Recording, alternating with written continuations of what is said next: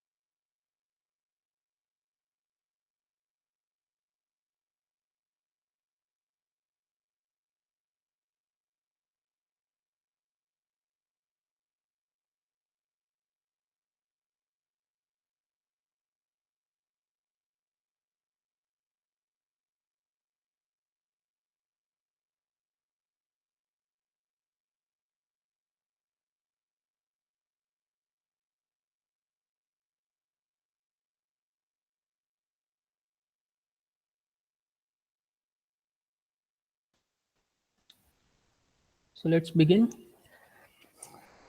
Good afternoon to all the participants. Welcome you all to the second session of fourth day of this FDP. Let me introduce expert of this session, Dr. Joycey Mackey, madam. She is Associate Professor at Electrical Engineering Department, IIT Gandhinagar. She has completed her PhD from IIT Bombay. She has more than 20 years of teaching experience. She has been awarded with Young Faculty Research Award in 2018. Her research interest is in low power memory system, radiation hardened system, approximate computing, and asynchronous design. I request all the participants to make the session interactive. Now I request Dr. Joycey ma'am to initiate the session. Please ma'am. Okay, thank you, Professor Hardik. Thank you very much. So thank you for having me on this platform, and thank you for organizing this CDP for VLSI. It is a privilege to talk to all of you. It would be very nice if some of you can keep your videos on. Otherwise, I'll be just seeing some dots here and there, and that doesn't make the presentation very interesting. So I request at least some of the participants to please keep your videos on, and we could also interact before we begin. I would just like to know, before I begin my presentation, how many students like are there in our group, so that I can accordingly talk about this topic. I can focus more on research if we have more faculty, or I can focus more on design aspects of the work if we have students on board. So yeah, I need others also to turn on the videos. Thank you so much, Professor Soni. And Ma'am, yes. only 2 to 3 students, PG scholars are there. Otherwise, remaining are faculties. Okay. So then I'll probably not go into derivations and all. Yeah, but if there is an interest from the faculty, we could have discussion on some of the derivations also. But I'll focus more on the research aspect and try to give you a flavor of what kind of research possibilities exist in this domain which we are working on. Okay. Thank you so much for some of you who have turned on the videos. It is a very encouraging thing because I've also been teaching courses, and especially when you're teaching a class which is like a large class like this, it's very hard if there's no reaction from the other end. So thank you so much. Okay, I will share my screen. You may please confirm that it is properly visible and fully visible, I mean. Yes, ma'am, it is visible. Okay, thank you very much. Okay, so let us begin. So today's topic is this long title, as you can see: single error hardened and multiple error tolerant, guarded, dual modular redundancy technique. Okay, so please do not get concerned about the long title. It's because it's a paper title that was shared. But I will go into a lot of details of how this work emerged and why did we think of this topic. I think for researchers, it's also very important to understand how to take a topic and how to then work around it. Okay, there are many important aspects that I will cover as we go along. So I will first discuss what this title talks about. Okay, so single error hardened, and yeah, please feel free to stop me anywhere in the middle of the talk.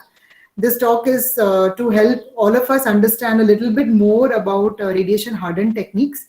So please feel free to also engage in the discussion as we go along. Okay. So the broad area in which under which this paper was published is radiation hardening in VLSI systems. So this is only related to digital systems. Okay, so the way we harden analog designs is different than the way we would harden digital designs. Okay, the reason being that analog designs are designed almost manually, so one has to design it using Cadence Virtuoso platform, and it will be iteratively done, and so. And it's very niche. It is very specific to a particular circuit. And generally, the analog circuits would have less than 100 transistors, as we would all know. Whereas when we go to the VLSI design domain, the circuits are large, right? And we talk about processors, we talk about memories, and we talk about large controllers. And most of these circuits have many number of transistors. So we know that 1 billion, 10 billion, these are the numbers that we hear, right, when we talk about a large VLSI design. So when we talk about radiation hardening, the techniques will be different for analog and digital, because digital has large number of gates that we have to deal with. So one of the very important things that we have to understand when we talk about digital design, digital systems, or VLSI digital systems, is that it has to be automated. Okay, it has to be very much dependent on the CAD tool. So if you do not have a CAD tool support for the VLSI digital systems, it's not possible, or at least it is not possible to extend that to a large design. Okay, so one of the important things that we have done in our lab is to always come up with any technique and then immediately have a CAD support for it. Okay, so you will find as we go along in the presentation that many of the things that we have proposed in our work are always, will always have a support of a CAD design, and either we use industrial CAD like the existing tools, or we will design our own tools along with the industrial tools. So that way we have a complete CAD support for any new technique that we propose. That is the only way you can make it, useful. And we eventually want to take it to, industry, maybe, SAC, ISRO, where people can use these techniques. So that's the main idea of this work.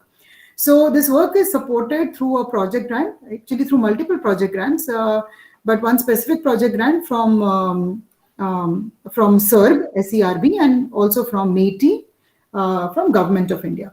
A part of this work was also done in collaboration with University of Southern California in the US, with Professor Peter Burrell's group. So I'll be presenting some part of the work that we have done together also at the end of this presentation.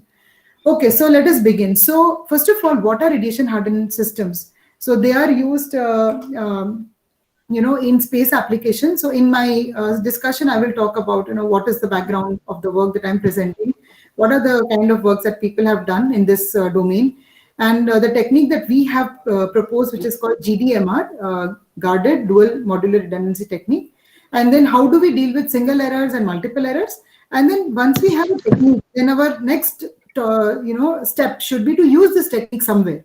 So we are going to use it in designing one asynchronous processor, a small one, and then I will show the comparison and results of using this GDMR technique in a real processor and how it compares with the synchronous counterpart. Okay, so let's begin.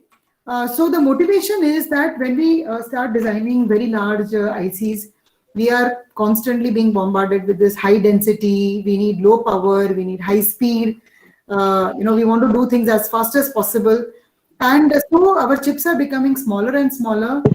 Transistors are becoming smaller and smaller. The chip area is enlarging. We have large number of transistors sitting on a single chip. And then on the top of it, we also want to use it for very variety of different environments, not just on land, but also in space, in military applications, and a number of different industrial applications.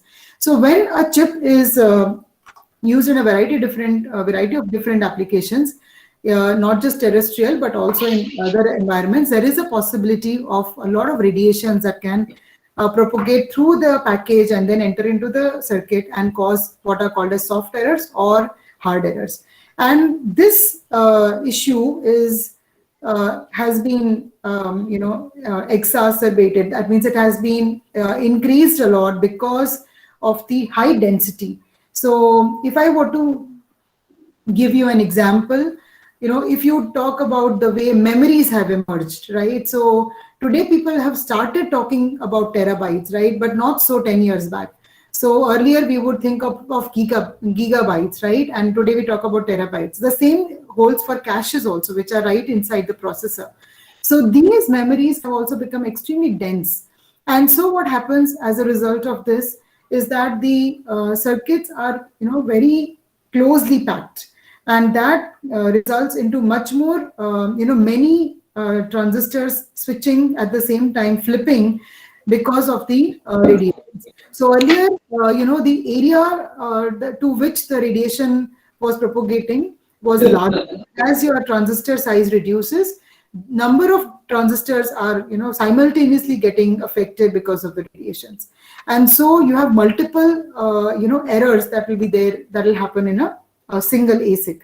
That's the main problem. That's where we are headed to in this research. But today we will only look at, some of the aspects of this research. Okay, but that's the overarching, very large goal that we want to see in the next couple of years. Okay, so the main idea would be what would be the soft error rate of the entire chip, and we know that's going to increase. So where where do we draw a line and say, okay, so much soft error is acceptable, or how do we handle it?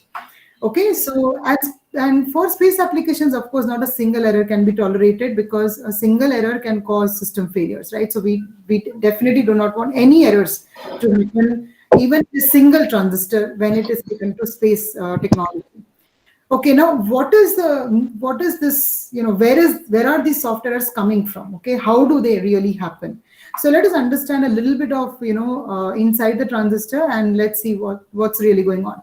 So when a very energetic particle, okay, so this could have been an alpha particle. So when a high energy particle strikes on any of the transistor which is off. Now this is an important condition. Why? Because when it is on, it is tightly connected to the source. That means it could be VDD in case of a PMOS, and it could be ground in case of an NMOS. So if the transistor is on, then the effect of the particle strike is not that much visible. It's still there, but it is not going to give rise to any failures. But when the transistor is off, that is where we will see an issue. So let's understand what's really going on. So in this example, we will take the example of the second case, which is over here. So where the NMOS transistor is off and we have a radiation strike. So what is really happening is this this node, as you can see here, I hope my cursor is visible. Yeah, yes. So yeah, so this transistor, as you can see, is off, right? And when a radiation particle strikes on... Ma'am, excuse me, ma'am. Yes. Please start the presentation mode. This is the... No, you have probably not shared your full screen, so we are just seeing the first slide at this point. Oh, okay. Okay, I'm sorry about that. Okay. Okay, so you did not see all the slides. Okay, I'm extremely sorry about that. Simply, you can switch F5. That will be going to full screen mode. Okay, so is this visible now? The slide change? Yes, ma'am. Now it is visible. Okay, okay. I'm sorry. So these slides, I guess, have been missed. Is it right? Yes. Okay, okay. I'm extremely sorry for this glitch. Okay. Okay. So this was a slide I was talking about when I talked about the ASICs. I was actually presenting this slide. Okay, and we are on this slide just now. I hope this is visible. Okay, so I'll just take, yeah. So is my cursor also visible? Yes, ma'am, it is visible. Okay, okay. So what we have here in this diagram is we have the, so as I was saying, that the energy particle is, okay, so here is the particle strike. Okay, here is a particle strike on a transistor, which is off. Okay, so we have this transistor. So this has been exemplified here.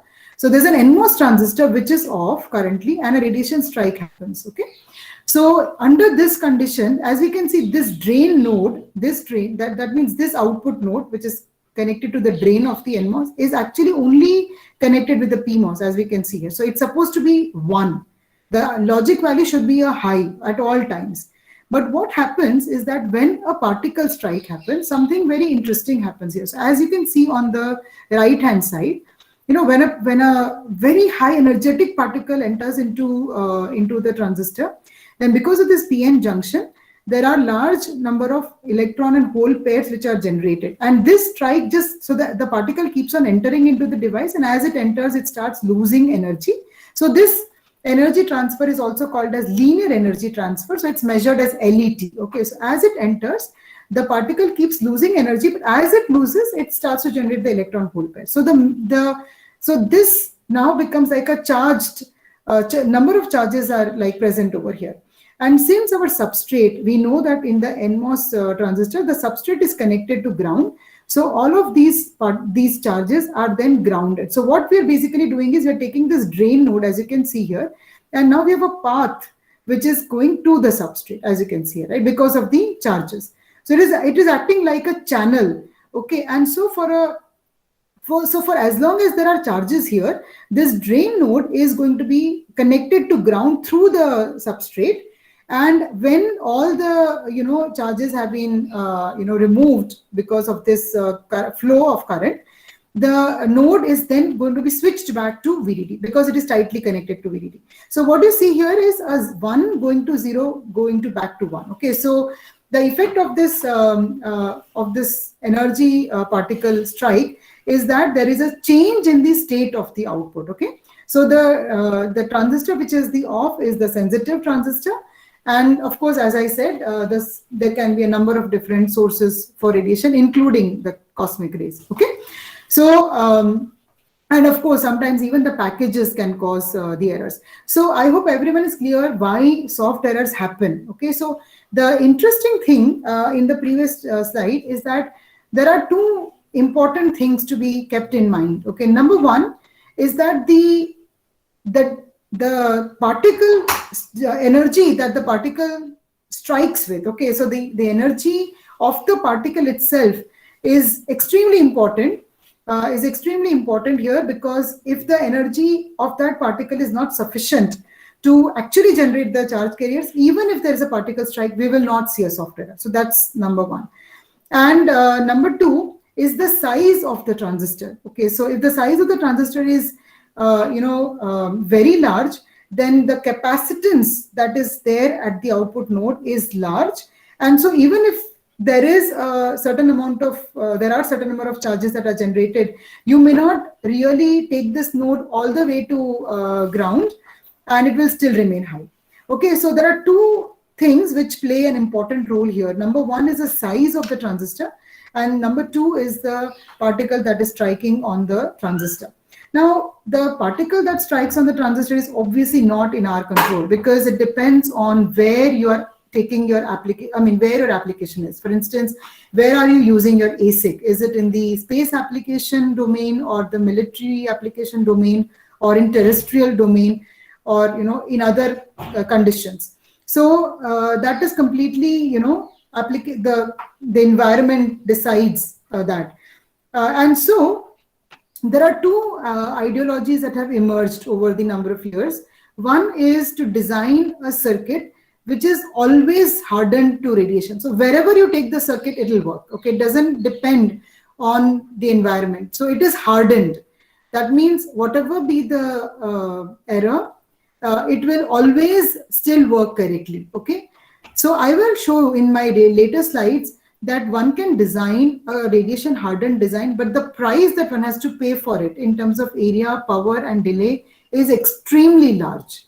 Okay, and so there are certain places where, there are certain applications where one can understand the environment.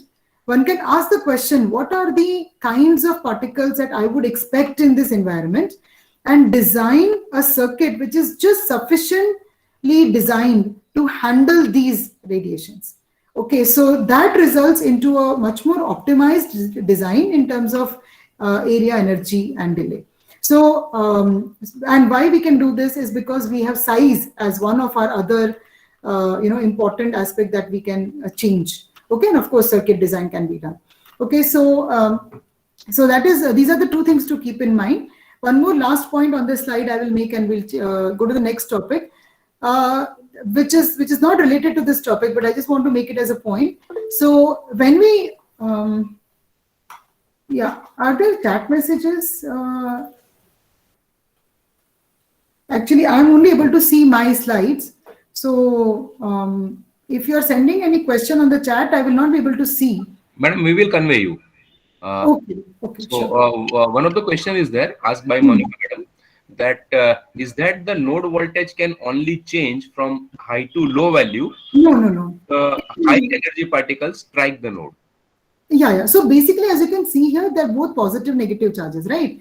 So when this, so in this example slide, I have an NMOS transistor. That's why I took this example. But you can similarly build a PMOS transistor also. I hope that answers the question. Yeah. So you will have a low to high transition also. Both the transitions are possible at the output node. Okay. So just as we have circuit design technique, so here the circuit design technique was to have larger sizes of the transistors. Okay, so just like we have size, that means circuit design. Similarly, there is also something that one can do at the device level.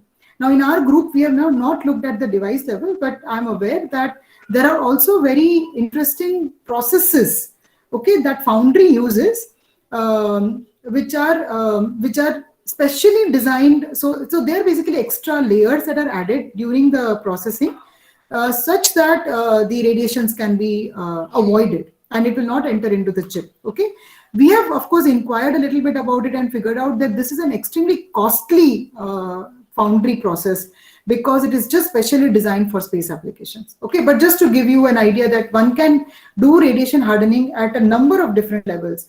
And space agencies would be doing radiation hardening at all possible levels.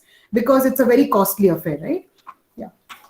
Okay, now let's go to, what are the single event effects and how does it really, what are the kind of things that people have done in the literature in terms of circuits to handle these effects.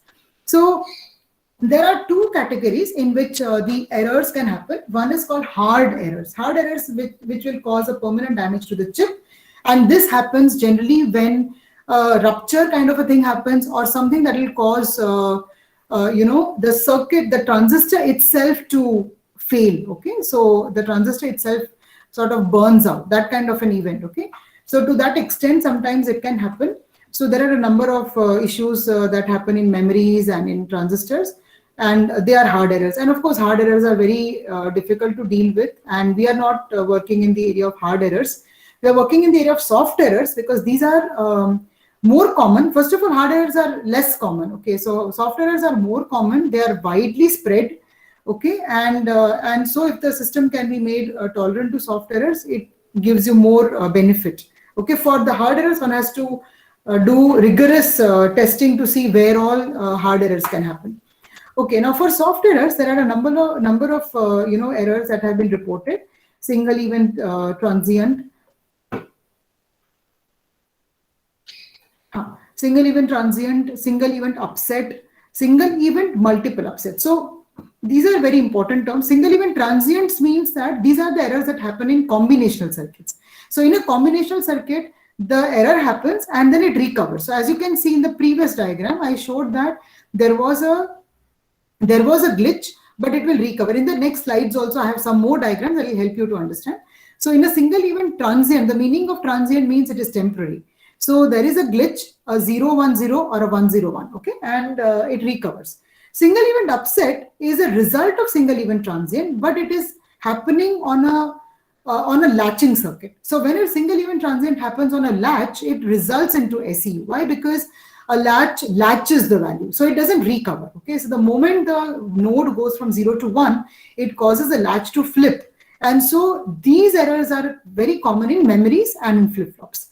And single event multiple upsets are happening in recent technology nodes because of the very small transistor size. These are most evidently seen in memories and in large number of flip-flops, especially in processors where a single event can flip multiple flops. Okay, and this is also very commonly happening. This is due to the proximity of the layouts. When the layouts are very closely placed, it is possible that one particle goes through multiple different nodes and affects multiple transistors. So that is this effect. Now, one point I will just make is that these soft errors happen due to particle strike and the hard errors also. But the possibility of the soft error, the particle strike is also very low. So it does not happen once in every second. Okay, the rate at which the soft errors occur are extremely low. Okay, I was talking to someone who works on a tool called Cogenda. So they have actually developed a tool called Cogenda, which is used, which is like a device tool, a TCAD based tool. And the job of the tool is to take transistors and it will sort of generate particles, okay, and you can actually see the effect of the particle strike on the device. So it's a device level analysis tool. And they were mentioning that the rate at which the particle strike happens depend also on which orbit which orbit are you considering and what particle are you considering, and there are a number of different things. However, one thing that they said was that it's a very large number, as in it could be days, something of that rate. Okay, so it's a very large time frame between the errors. Okay, all right. So yeah, madam. Now, yes. Yeah, madam. So at DDU we have used the similar tool, Cogenda TCAD, during my PhD work in order to simulate the effect of radiation in the SRAM. And what I found at that time, that soft errors will be there in the SRAM until the next write operation occurs. Mm-hmm. So that is why the rate at which these software errors are occur, it is somewhat very small. So just I want to check whether I am right or wrong. So in the memories, you would actually see a single event upset. It will not be a transient because it would have changed the value of that memory element. So in your SRAM, suppose you have written, let's say 1010. What it will do is this soft error, when it happens in a memory, it will change the value. So you would see the value as 1011. That means one bit which was a 0 has flipped and it has become a 1. Right. That is the, so when you, of course, when you perform a write again, suppose you perform a write of 1010 again to that location, then it is as if you have recovered the original value by rewriting the cell. Right. Right. So yeah, that is one of the error correction technique. Okay. So what people do is, that is also one of the techniques that people have used, that in memories, whenever you want to be sure that, so first of all, we never want errors in the memories. And there is a very genuine reason for that. The processor, for example, right, deals with the memory, and the memory contains instruction codes. Right. So we all know that when we write anything into the memory, it could be either a program or it could be data. So when I'm writing a program, it could be a very important program, right? Because for example, when you're operating an equipment, that program could be, looking at some particular value of the variable and then making decision on an equipment also, right? Whether to turn it on, whether to close it, whether to open it. So many such decisions will be there. So in fact, I was reading one article how Russia's, one of the space flight, failed because of SRAM error. So, memory errors can become that, tragic. Why? Because you could be reading a control bit in the memory. So we never want to have a chance. We cannot take a chance in memory. So I have not put the slides for memory design. But in our lab, we have a number of works on memories actually, and memories are very specially designed. So you have to put guard bands, you have to design it using dice kind of flip-flops. You have to make sure that when you're reading, it doesn't get flipped. So a number of different things one has to be careful when dealing with radiation hardened memories. And the same thing is true for the flip-flops also, because in a flip-flop also you can flip the value. And then your processor does completely a different job than what was anticipated. Like, is it making sense what I'm? Yes, madam. Yes, madam. 100%. Got your point. Yeah. So so sometimes we perform a write again and again into the memory to be sure that the softwares have not changed the value. So that's a way to handle the errors. Okay. Any other questions in whatever we have discussed so far? Any questions? Okay. So now the softwares can happen in combination logic or sequential logic. See, in the combination logic, when the errors happen, we are good as long as they do not get latched. So if the combination circuit sees an error, like an AND gate, for example, if it sees an error, if it recovers, then we are perfectly fine. Our problem is when the AND gate has an error and this erroneous output is latched by the flip-flop. That is where the trouble begins. So what we want to do is, when we deal with, and in this presentation, I'm focusing on combinational circuit. We have a number of works on sequential logic also, and also in memories, but I'm not presenting that currently in this work. One small work I'm presenting where I'm combining both of them, probably that will help us to have some discussion. Now, in the combinational logic, what we have to ensure is, if there is a single event transient, then that should not be propagated to the flip-flop. That is what we have to ensure. If that is ensured, then the circuit will work perfectly fine. Okay. So with that, we will move to the next slide. So handling single event transients, which is also called as a glitch, which is caused by the ionizing particle, as we just saw. And of course, the circuit node voltage, that means the output node voltage changes momentarily. Okay. And one more important thing to keep in mind is that there has to be certain critical charge. Because for every gate, there is a different amount of critical charge that will cause a flip, depending on its size. Okay, so it's very size dependent. Okay, and of course, the single event can propagate throughout the digital circuit and can eventually cause soft error. Now, what are the radiation hardened designs that have been proposed in the literature?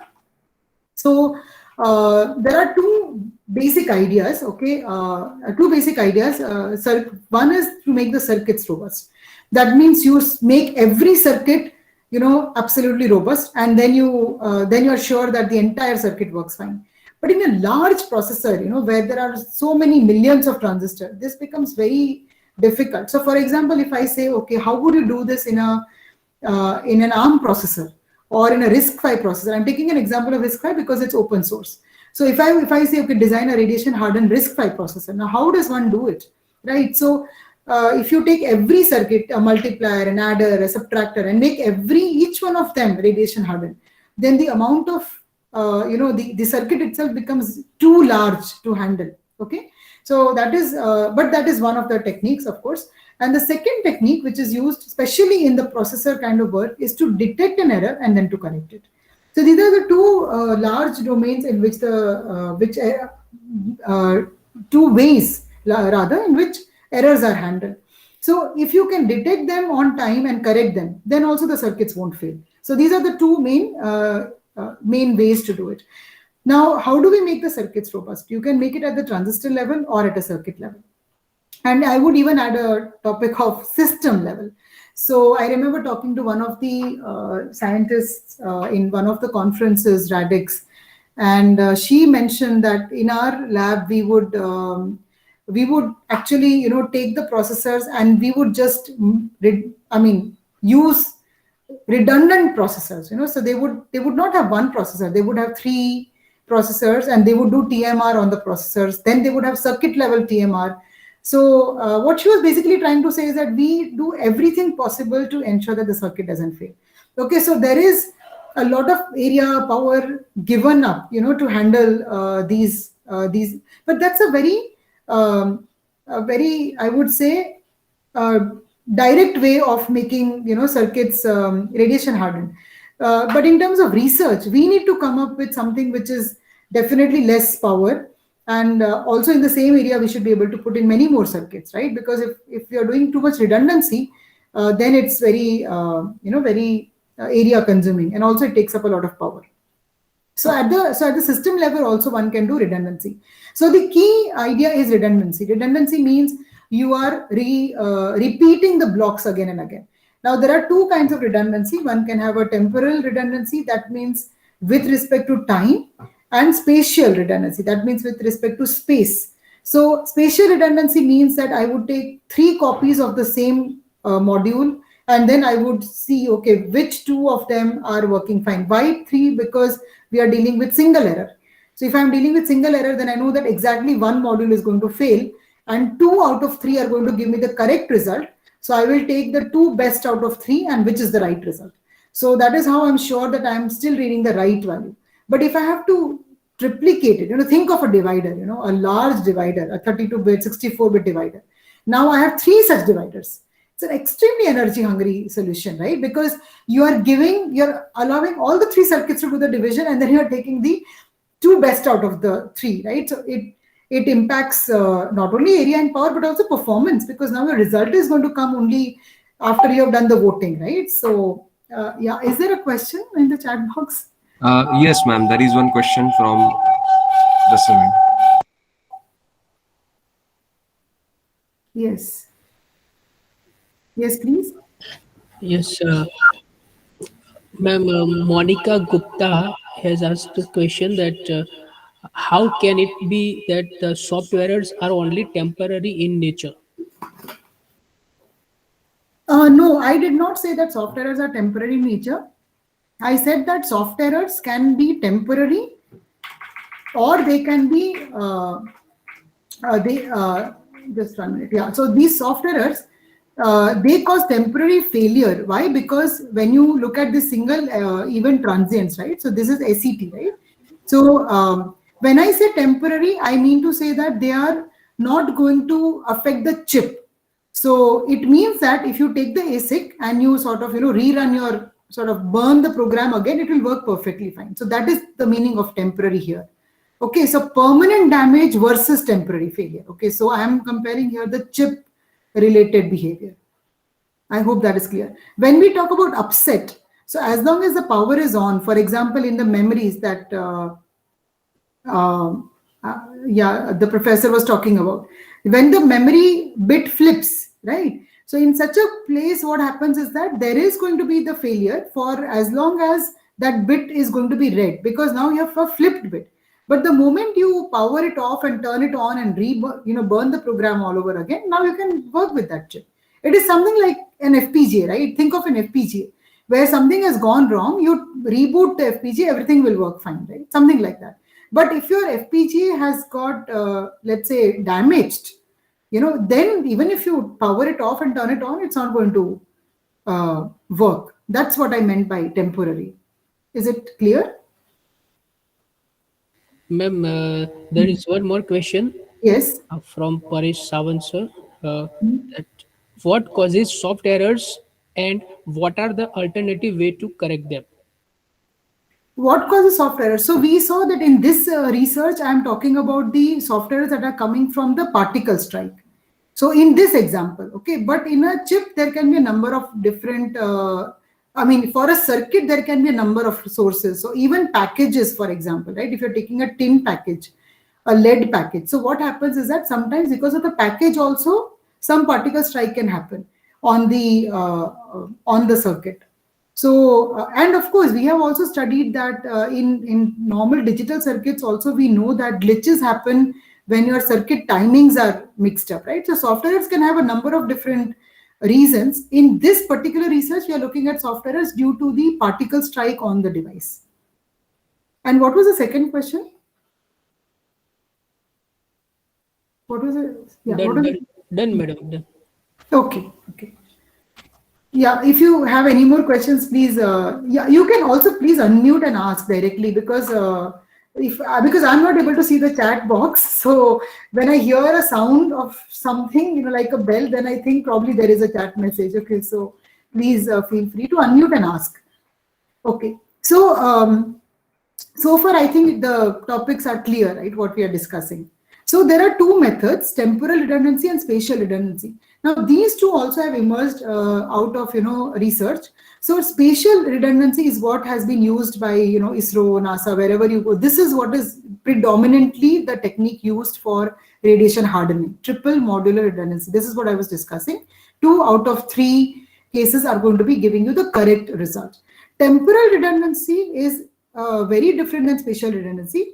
In temporal redundancy, what we do is we take the same circuit, but we use it over and over again. So for example, if I have one divider circuit, what I would do is I would give the data to that single divider circuit, but I would give it 3 times.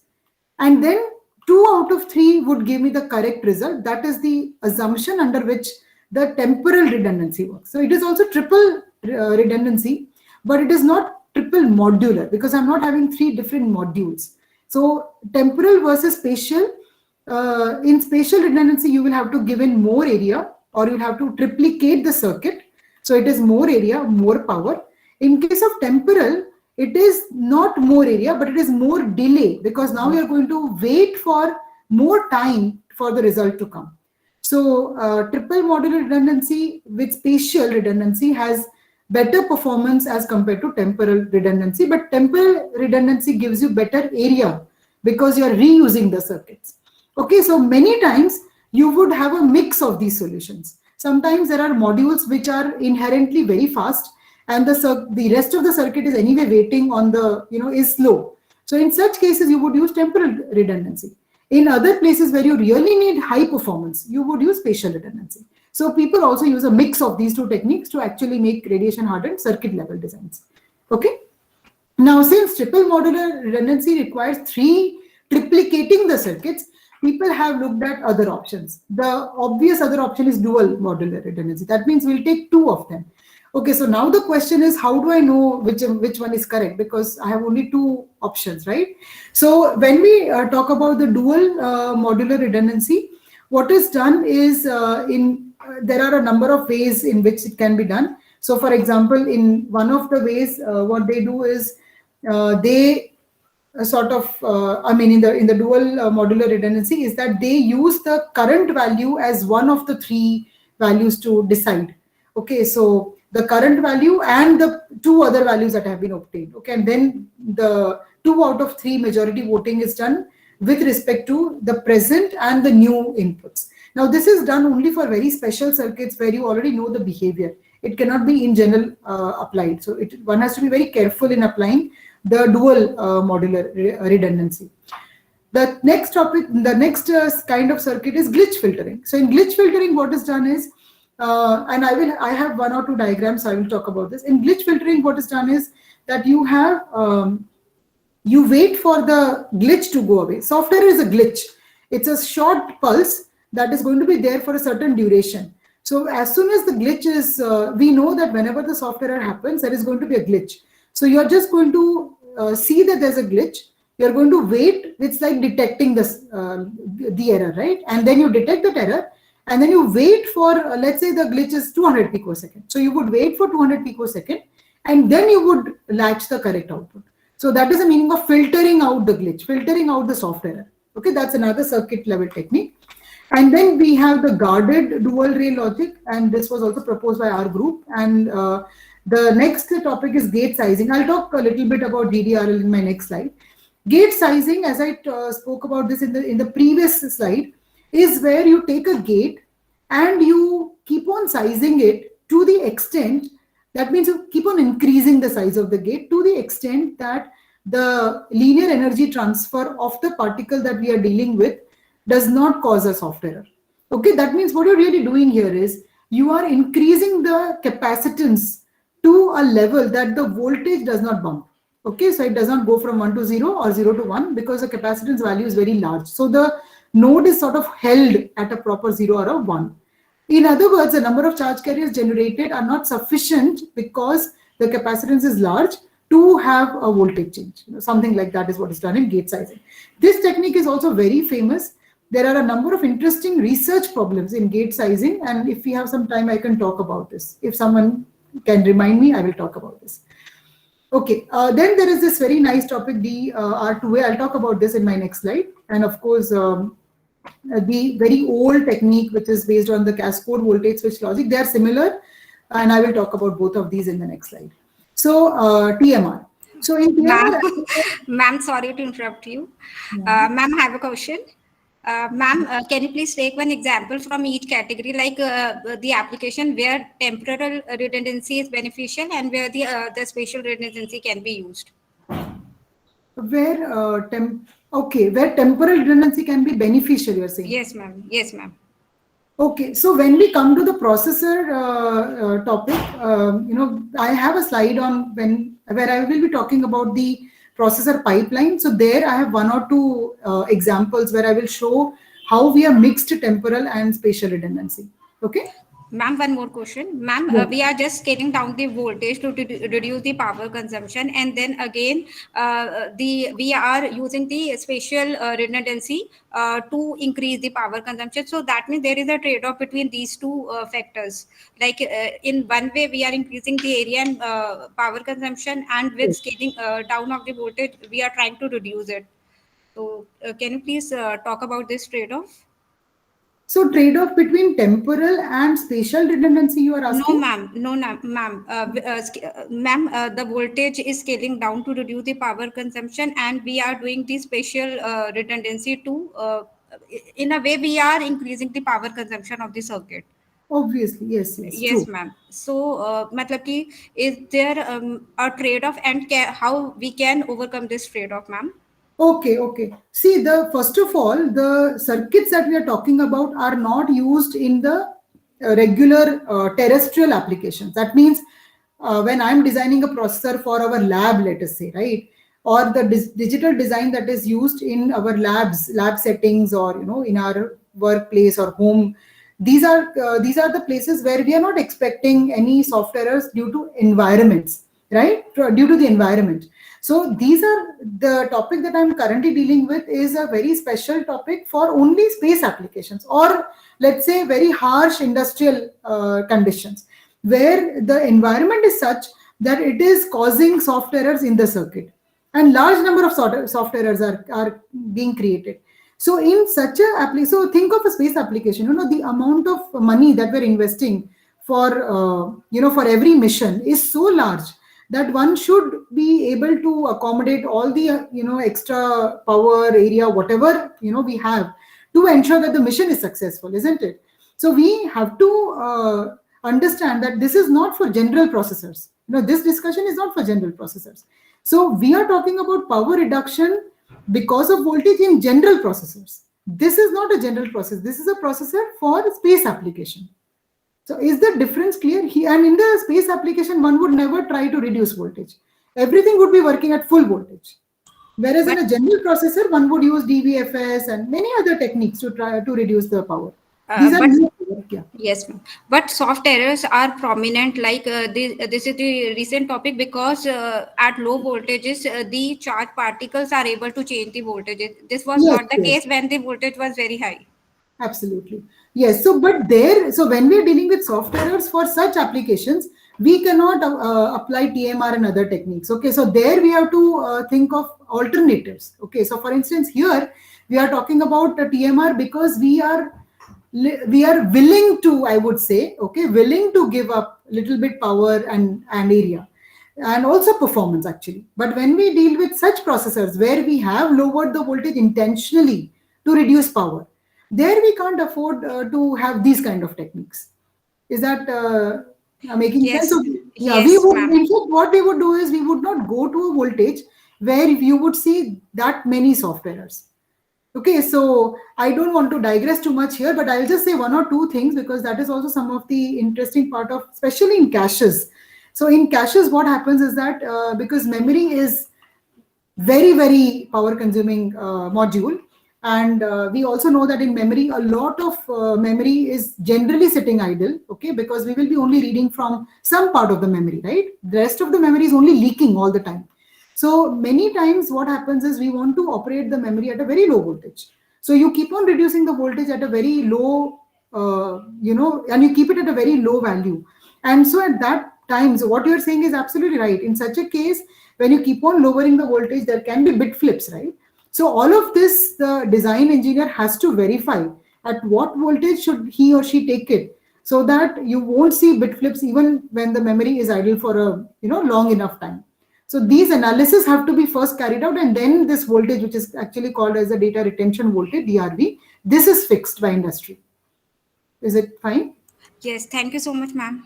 Yeah, sure.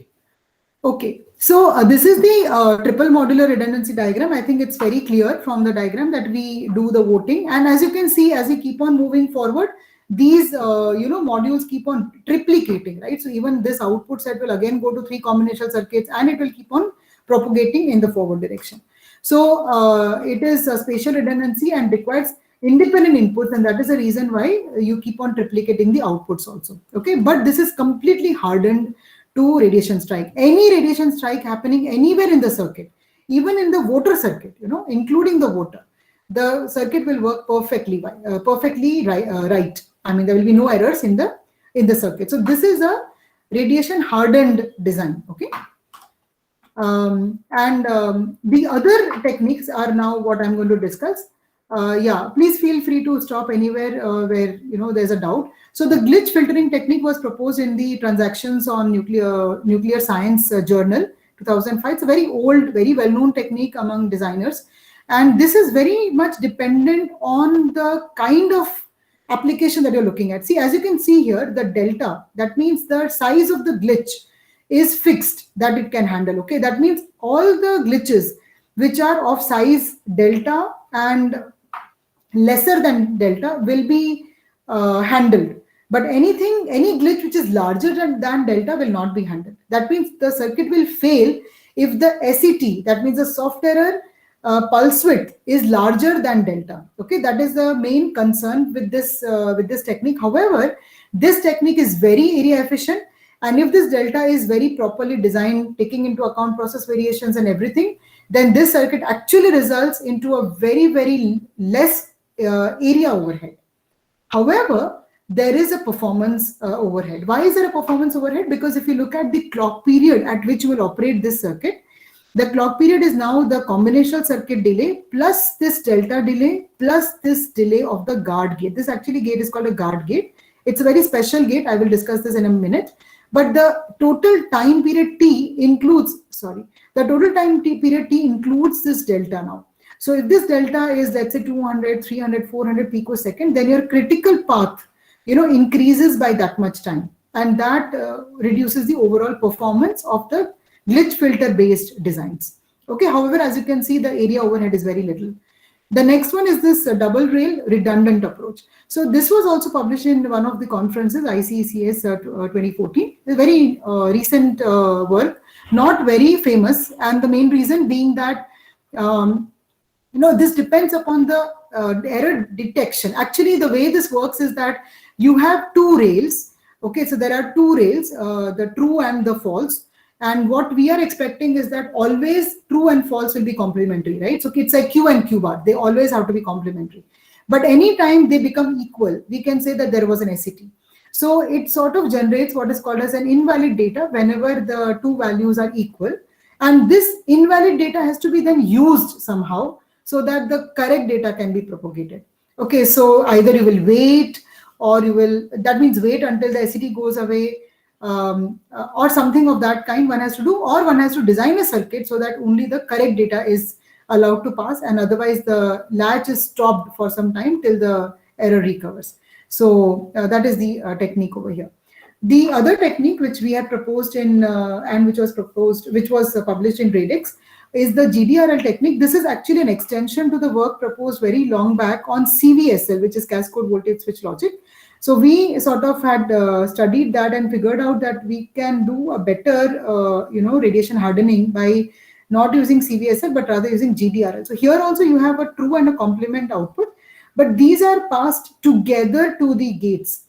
So each gate, as you can see here, becomes a guarded dual rail logic. So we have this guard gate on both the ends, and this will not propagate the wrong values. So these guard gates, unlike this circuit where you have an invalid data output which says, or a signal saying that something is wrong, here we will never get an invalid output. The output will always be the correct output. So if there is a if there is a soft error, the older value will be preserved. Whenever there's a soft error, the older value will be preserved. So if the value changes, that means that the error was resolved, and so the output has changed. That is the main idea of the GDRL circuit. And then we figured out that GDRL was not very useful for synchronous logic, especially when we started working with the processors. And that is where we started investigating on the DMR circuits, and this was also published in the other work. As I was explaining, one of the output is actually taken from the present value. Okay, as you can see here. Okay, so you can also think of DMR as one more combination of spatial and sort of temporal, right? Because you are looking at present and the next value, right? So you can think of it like that. And this also has reduced the overall area by some amount. So we are using 2/3, let's say, of the area as compared to 3 times the area, right? So that's the benefit. Okay, and then this is... Yes. Ma'am, I'm just curious to know what exactly is inside the voter circuit. This is the voter circuit is okay. Do I have a circuit? Okay. So voter circuit is a logic. So if I can use this example, so here I can say that this is A, B, and C. Okay. So the logic of this voter is AB plus BC plus AC. That is the logic. You can write it down: AB plus BC plus AC. So what it is saying is that any two of them, if they are 1, the output is a 1. That's the meaning of a voter circuit. So okay, if any yeah.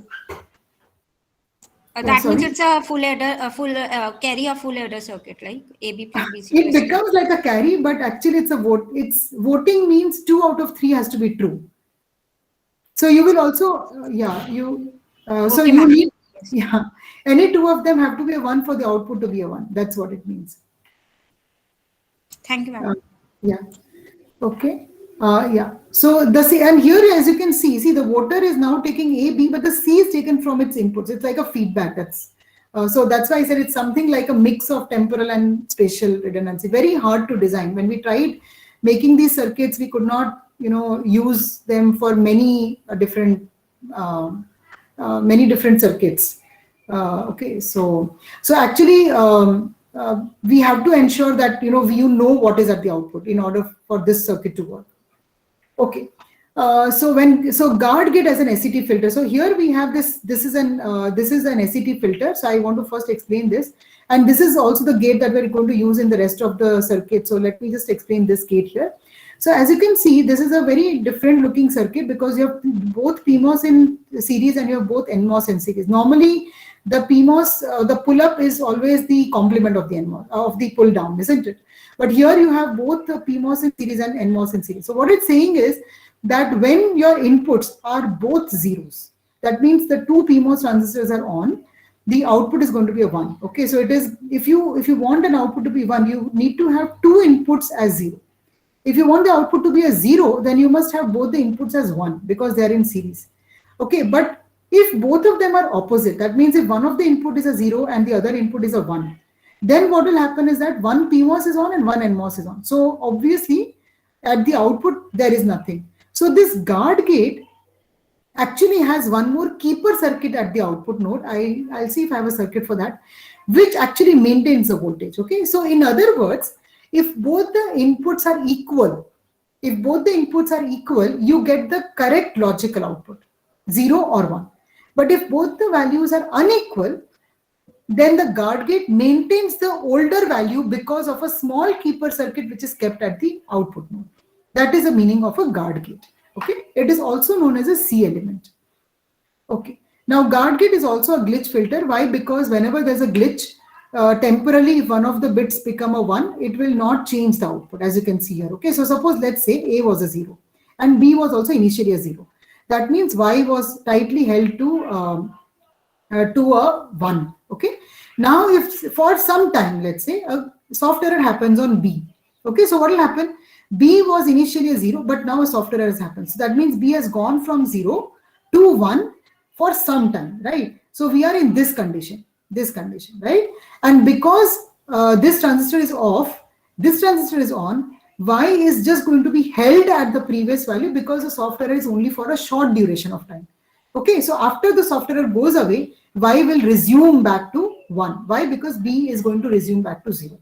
Okay, so that is how the guard gate filters out the SET. So you can think of it like a transition AND gate, a tag gate, a C element, a guard gate, SET filter. All of these are different names for this little circuit, which is a very powerful circuit actually for our work.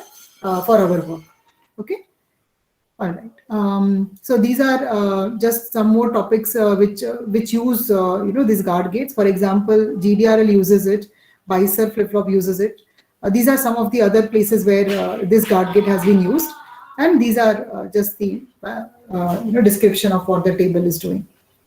Okay, now let's come to the GDMR, which is our topic. So this is the proposal of this paper, which is the guarded dual modular redundancy. So when we started working with DMR, we figured out that DMR required the output to be fed back to the input, and that made it very difficult for us to use it for large applications. So we wanted something where only inputs are going to govern the output. So we first came up with the GDRL circuit and figured out that the output always has true and complement value, and that is not very useful in sequential circuits. So we came up with GDMR, where what we are doing is we are basically filtering out the outputs. So this is a very simple idea. It is an extension to DMR, except that instead of using a voter, we are using a guard gate, which filters out the SET. So that is a simple idea that is being used here. So there is a spatial redundancy and there is a SET filter. So these two ideas are sort of combined here to give rise to GDMR. Okay, so that is how this research was actually carried out. And it will mitigate all soft errors. No soft error will propagate to the output. Plus the main advantage, as you all can see here, is that the combinational circuit required is only 2/3 of that of DMR. Okay, that's a main advantage. So that reduces everything, power, area, also performance benefits are obtained. Okay, now the main issue will be this holding the output. Okay, so here we need to add an extra keeper circuit to make sure that the values are tightly held at the values when the SET happens. But one very interesting thing to note is that the SET itself is a very short pulse. It's for 200 picosecond or 300 picosecond. So since that time duration is very small, one can expect that, especially if the technology is not very low, if you're not operating at a, let's say, 7 nanometer technology node, then one can expect that for a short duration of time, the gate will be able to hold the value because of its parasitic capacitance. Okay. So we don't need to then add the keeper circuit. And if you're not sure, you would just rather add a keeper circuit to ensure that it works correctly. Okay, so here is just a cartoon of how the output still is correct in this example. Now the question is, okay, we designed a GDMR, but now how do we use it? So let us see, how to use it for real applications. Okay, so I will just pause for a minute here and see if anyone has any questions till now, whatever we have discussed. Ma'am, yes. Ma'am, in the last slide, you have mentioned that this is a technology independent technique. Ma'am, can you please elaborate it a bit about it? In which slide? Previous slide, ma'am. This slide? Ma'am, yeah, on this slide only. Ma'am, next slide, ma'am. Next slide, okay. Yes, ma'am. Yeah. Yeah, there were like 3 points written over this slide. Yeah, ma'am, Yeah, the second. Yeah, so technology independent technique. So this is because you can use it for any technology node directly. Okay, so why this point has been written here is because when we started comparing our work, we compared it with almost all possible work. So we compared it with, for example, TMR. So TMR is also technology independent, okay? We compared it with DMR. That was also technology independent. Then we compared with the work which was proposed, I guess, in 2005. I forget the exact year in the TNS journal, and that was on gate sizing. So because we were also comparing with this work, we had to specifically mention that it is technology independent because the gate sizing work was not technology independent. It was in fact very much tied to the technology, because you will size the gate, as much as the technology can support, isn't it? So that's why this is written here. Is it clear? Yes, ma'am. So now the question arises, okay, how do we use this technique? Okay, so our first problem was that we want to use it for digital circuit. And so we have to have an automation for first generating a library. Okay, so I'll just give you a little bit of a brief of how digital circuits are designed. So when we start designing larger circuits, let's say a processor circuit, okay, where you will have so many, gates, what is done is you would write a Verilog code, then you would use a standard cell library, and then you would pass it through a CAD tool, DC or some such tool, and Genus or one of the existing tools, and that will give you the final circuit output, which is and it will tell you, okay, this circuit is going to work at so and so frequency, it is going to have so much power consumption. So it will give you all the basic necessary parameters that you would want to know as a designer.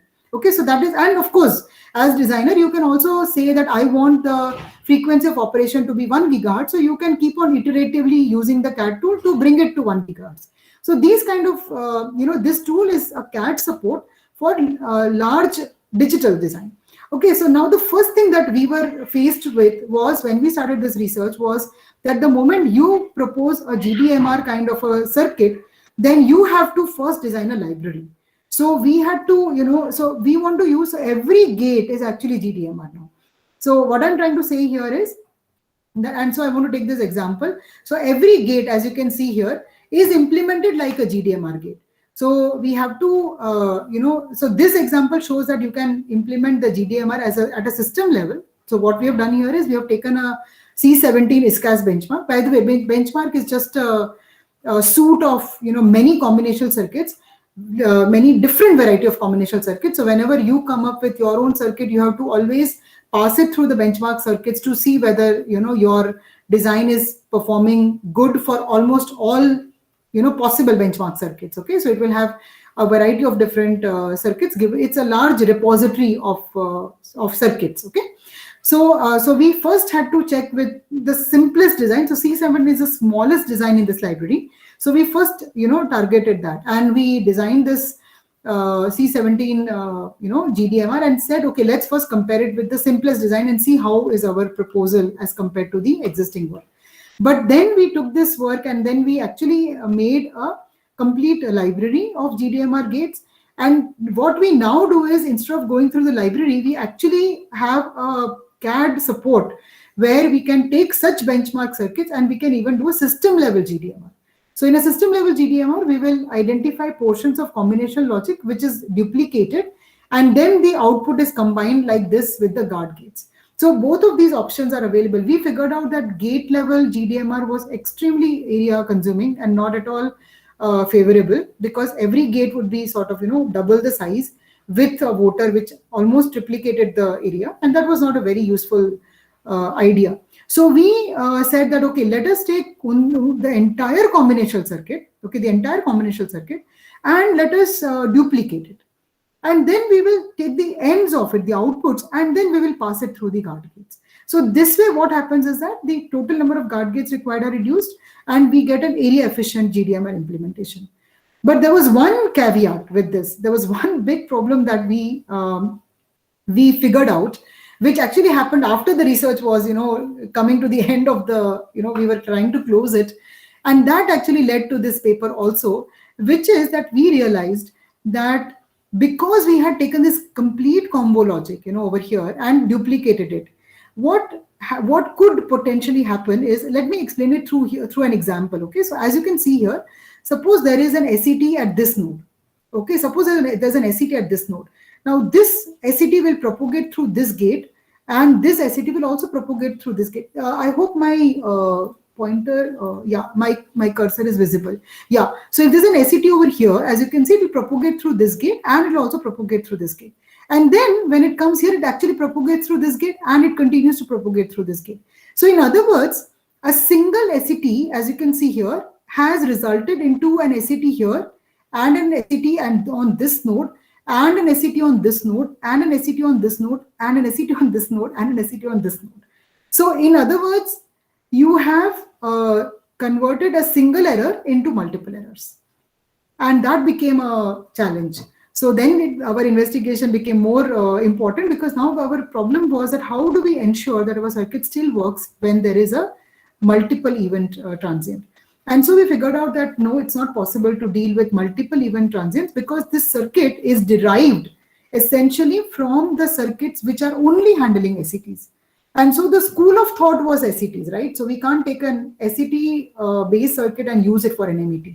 And so we decided that, okay, since we cannot design a circuit which is hardened towards multiple error transient, by the way, that's an open problem even today. Okay, people don't have solutions to handle multiple event transients. Okay, that means if you have transients all over, how do you make it still radiation hardened? Okay, so I mean, unless you use a TMR, right? So then you make a TMR, everything is TMR. So that's the area expensive solution. So I'm not talking about the TMR solution. Okay, so if you do not use TMR, then what are the options that one would have, right? And so the other option that we came up with was, okay, we don't know what is the we know that the circuit is going to fail when there are multiple errors, but can we get a cap on the errors? Can we say that whatever be the number of errors, that it will not exceed these many errors? Can we give a cap on it? So that was I think that was one of the most important contributions of this work, because it led to a very interesting study that I will just present in a couple of slides.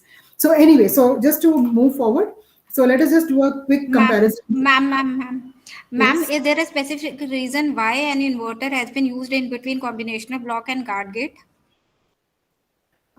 Sorry, what is the question? Why has This inverter has been incorporated between combinational block and guard gate, or is it a part of the circuit?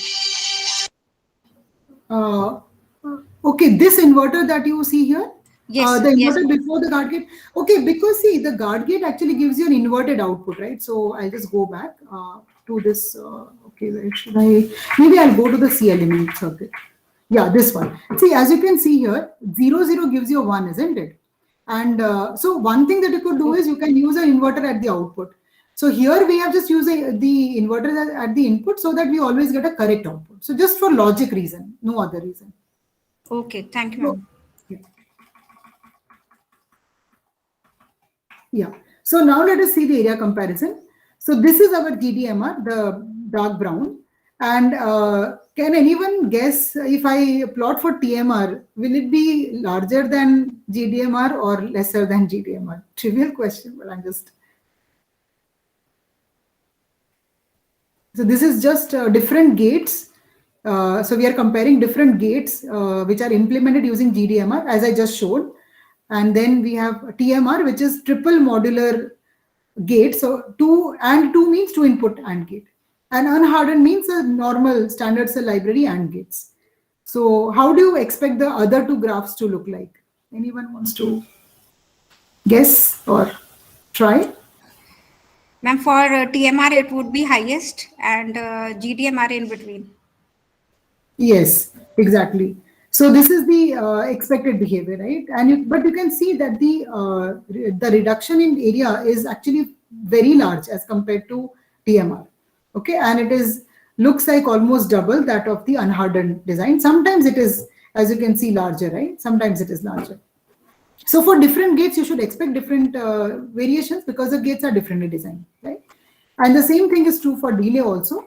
It lies in between the unhardened and the TMR, which is what we actually wanted. We wanted a solution which was actually closer to the unhardened means the standard library, okay, the basic library.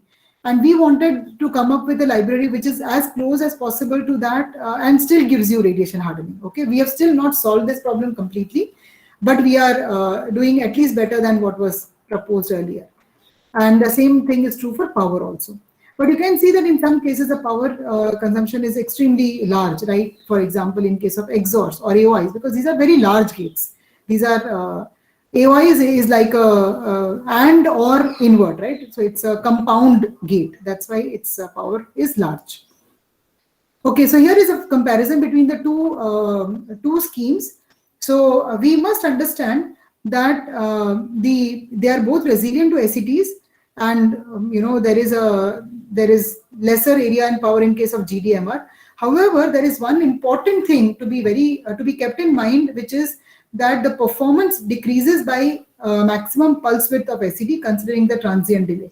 So what this means is that one has to be careful that the pulse width of the ACT is not too large, because if that is the case, then one has to use a keeper circuit, which further will affect the performance, because you'll have to also consider the time that the keeper takes to stabilize the node.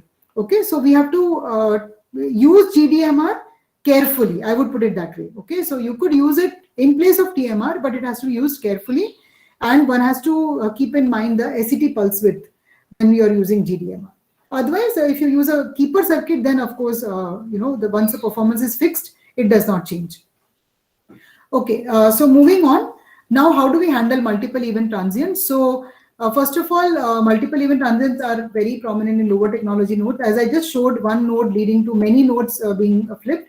So our aim here was to find out what happens, what is the probability of getting errors at the output. Okay, so this portion is a little mathematical. What I will do is instead of going through all the details, and if some students are interested, maybe we can come back to these slides because I have 50 slides, I'm still on 20. So I want to rush a little bit, but highlight the key points here, because if some students are present here, how to do the analysis might be of interest to them. Okay, so what we would do is we would first take a circuit. By the way, this analysis is obtained after a lot of rigorous, mundane simulations. Okay, so we initially, when we started doing the MET analysis, what we did was we just did mundane simulation. That means we just did exhaustive simulations. We just said, okay, if there are 8 nodes, let us give all the possible failure conditions. Let us see how many times are they failing and all of this. And then we figured out that this was not at all not a scalable solution. So we needed to sit down and understand the circuit and see how we can propose something. Okay, so here are some of the important notations that I will be using. The number of non-redundant inputs, I'll discuss this a little bit. Non-redundant outputs, total number of nodes, correct input patterns, correct output patterns, and all possible patterns which are either logically correct or logically incorrect. So logically incorrect means that if I have Q and Q bar at the output, then the logically correct patterns would be 1, 0, 0, 1, but not 1, 1, and 0, 0. That's the meaning of logically incorrect patterns.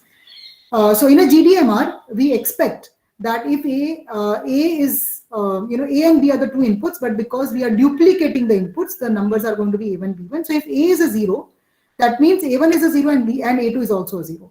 If B is a 1, that means B1 is 1 and B2 is also 1. That is the expectation of the input.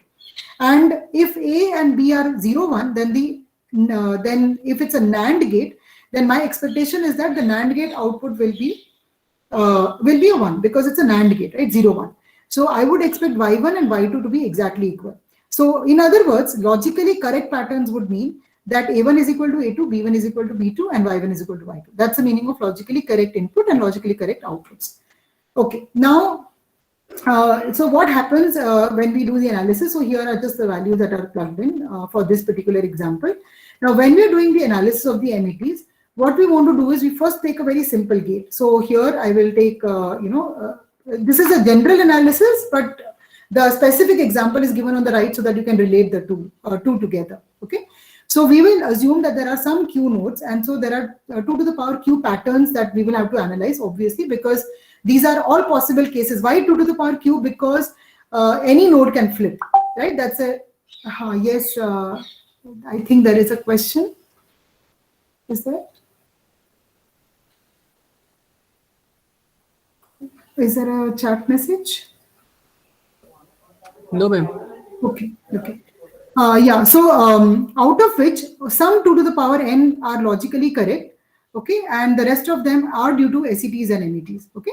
And what is it that we are trying to do here? We are trying to ask a question that if you have certain number of nodes in a circuit, then what is the probability of failure for that circuit? That is what we are trying to find out. This will give us the upper bound of failure of any circuit, okay. So for one logically correct pattern, all the rest of the 2 to the power Q minus 1 patterns are of course because of METs, right? Because we know that only one. So suppose in this example, if the inputs given are 0, 0, then the expected output is always going to be a 1, right? So any other pattern, so for example, if there is a 0 here and a 1 here, if I observe, then I want B to be a 0. So if I see B to be a 1, then it means that there was an SET. But if I see A and B both as 1, then it is an MET. Okay, so what this is simply saying is that for a logically correct pattern, so here our logically correct pattern is 0, 0. All the rest of the patterns, all of these other patterns are going to be due to METs, and METs also include SETs, right? So SETs are like subset of the METs, right? So these are the logically incorrect patterns, okay?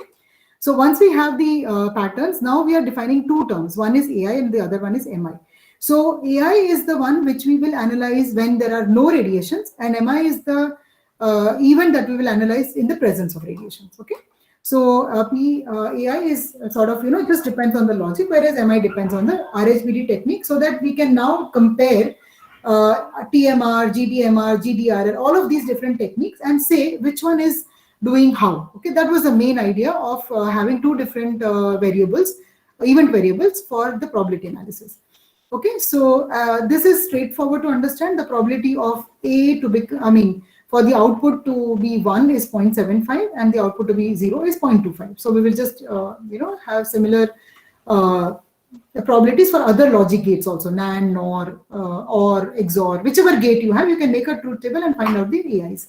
But now comes the question of PMI, because now we are looking at the radiation hardened technique.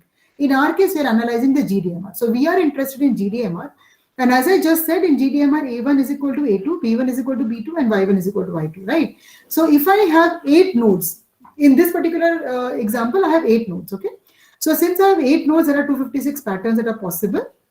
And we are looking at all the possible Y1s and Y2. And we know that if Y1 and Y2 are, since they are always going to be equal, when we look at all possible patterns, we will have, the case where 64 patterns are going to be 0, 64 patterns are going to be 1, where Y1 and Y2 will be equal. And the other 128 patterns are where they'll be 0, 1, 1, 0, right? That's a straight away logical thing to understand here. And they're incorrect because Y1 can never be equal to Y2. That's the hold condition actually, okay? So we know that hold condition is also not wrong because it is holding the previous value. So as long as Y1 and Y2 are equal, because of the correct patterns or because of the incorrect patterns but not passed, we are going to get the correct answer. So in other words, what I can say is that for all the patterns, all 256 patterns that I feed in, I will have 3 conditions, okay? But the first condition is where I get expected value of Y1 and Y2, where Y1 and Y2 are supposed to be equal and they're equal to 0, let's say. Let's take an example of 0. So for all those conditions, I'm getting the correct pattern. then there is a possibility that they are flipped due to the METs. Okay, so that is where it is 1-1, and that is obviously the wrong pattern. But then there are all the rest of the patterns, 128, where they are all incorrect patterns, but they are going to be filtered out because of the guard gate, and so y1 and y2 are still going to be equal to 0, 0. In other words, out of 256 patterns, for 192, so 128 plus 64. Okay, so many patterns are going to be giving us the correct result. Okay, so that is what is just written over here, and it is just also shown in the flowchart. So now we can take any circuit and we can extend this analysis. So I will skip this, is a little bit more detailed probability analysis, but it's simply saying that you apply a pattern, and for that pattern, what is the correct, correct pattern, and all the rest of the patterns are, of course, the incorrect patterns, right? So we are just doing conditional probability, and we are then combining all those combinations over here for all possibilities. Okay, because of the number of output nodes. So M is the output nodes. So we'll take all possible combinations and we'll combine them to get the total probability for the correct output, and the 1 minus that P correct is going to give us the error output. Okay, so we are just applying the conditional probability over here. So in the previous example, for instance, we just looked at that example, right? So the error in this simple example, NAND gate, for instance, is going to be 0.375. So it's just like, extension of that formula that we just showed in the previous slide. Okay. So similarly, one can do the analysis for all the different gates. So what we did then after this is, it's not presented in the slides, is that we figured out the error possibilities for all the gates, and we found out what are the METs for unhardened and for GDMR. And interestingly, I will not get into too much detail here since we have just discussed it. So we figured out that for every gate, the P error, so you can see here that the error probability is only 0.25 as compared to the previous example where it was 0.375 for the unhardened, right? And so when you use a GDMR technique, you have made it tolerant to MET, but there are 1/4 of the cases where this circuit will fail. That's what this is actually saying. Okay, so when you use a GDMR NAND gate for 1/4, so what it's saying is that you can handle even multiple event transients, but there will be 1/4 of the cases where there will be a failure. Now this was a very interesting result, because now we could go ahead and do this analysis for every gate, and we could figure out what is the error probability. And eventually, in fact, what we found was that the guard gate was filtering out every time 3/4 of the patterns, whatever was the gate. Okay, so a very trivial analysis in fact showed that for all the patterns, because it was ending at the guard gate, the error probability remained constant. Whereas in case of the unhardened case, we had to find this error probability for every gate. So that was the difference between the two analyses. And then eventually we also tried it with the TMR. And we had all of these different analysis done for the error probability. So as you can see here, for the unhardened case, the probability is not fixed. For the GDMR, it is constant 0.25. And for the TMR, it keeps on varying, as you can see here. So there are some gates, for example, here, which is doing better in case of TMR than GDMR, right? And there are some gates where it is really performing poorly when you look at the error. But in case of the GDMR, the error is always constant. So that was one of the main takeaway of this work, where we have made the error to be constant. So and then we of course used this technique, and then we figured out for the C17 benchmark what was the area delay power. As you can all see here, this is here the error is of the combined circuits. Okay, so not the individual gates, but for the entire circuit. And as you can see here, the error for MET resilience was also large. So we, I would say the main contribution was not just area power delay, which was also expected as compared to TMR, but was really the error for handling the multiple event transients. Okay, so this is an ongoing work. I'm still looking for people who could extend this work. So it's a very interesting work, very forward-looking, and when I'm hoping that as this circuit becomes deeper means when you have long combinational paths, this probability will only keep on reducing. Okay, as would these others, but we are hoping that this would reduce with a faster rate as compared to the others. So that is the hope in which we want to proceed with this work. All right, and then just the comparison of the percentage error very quickly. We can see that GDMR does best in many cases, and I will summarize this work quickly, and then we'll take some questions. Okay, so we have proposed an SET resilient DDMR. We have compared it with TMR. We have looked at area and power overheads. We've seen the performance degradation in GDMR when the SET pulse width is larger. The error glitch is larger width. And of course, the probability of error in case of GDMR and TMR techniques are analyzed, and we found that it is more tolerant to METs as compared to TMR. So now that we have the GDMR, what do we do with it? Okay, so the moment we figured out that, okay, we have something like GDMR, how do I now use it for a real processor? Okay, so in my next couple of slides, I'm going to very quickly run through another work where we have actually used this GDMR. This is not a part of this publication directly, but since this is a technique that was proposed, we have, extended it to a real processor. So I will just talk a little bit about it. But before that, we can take a short 2-minute break and see if there are questions. And also if there's anything that needs further discussion, we could take it up now.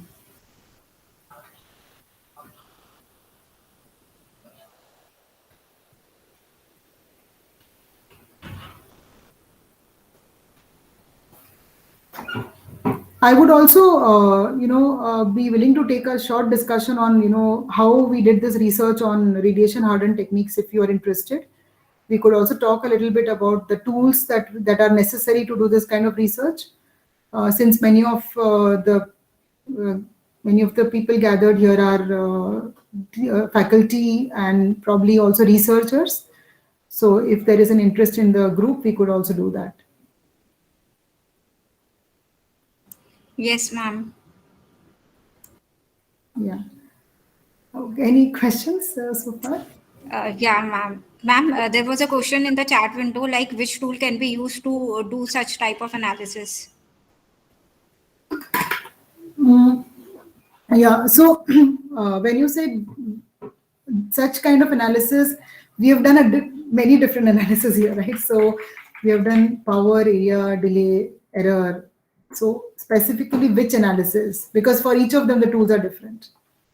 Or at least there are 2-3 different tools involved. Yeah, if you can. So, okay. So for area, delay and power.